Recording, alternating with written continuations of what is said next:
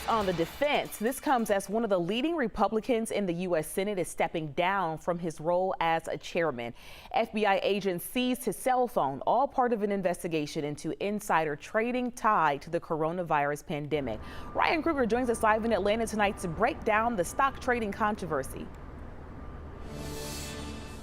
Yeah, Senator Kelly Loeffler's office told me earlier this evening that she has, in fact, handed over documents to the Justice Department. Remember, she came under intense scrutiny after it was disclosed that she had made millions of dollars worth of stock trades right before the stock market plummeted due to the coronavirus pandemic.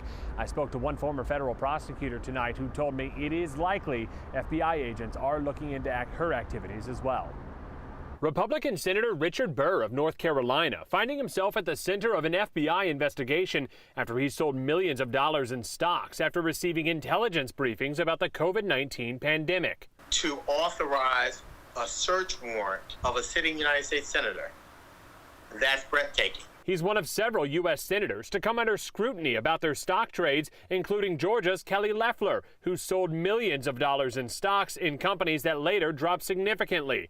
Loeffler's aides say she has not received a search warrant from the FBI, but one former federal prosecutor says she might be getting a visit soon. They can prove that Senator Burr was in fact trading on inside knowledge that he got from a briefing, and others seem to have done the same thing and heard that same information.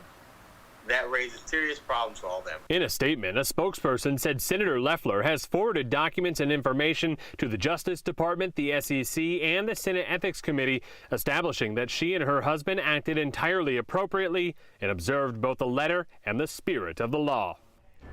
All right, Ryan, so Senator Loeffler actually has been saying from the beginning that she's not actually involved with her stock sales, right? Right.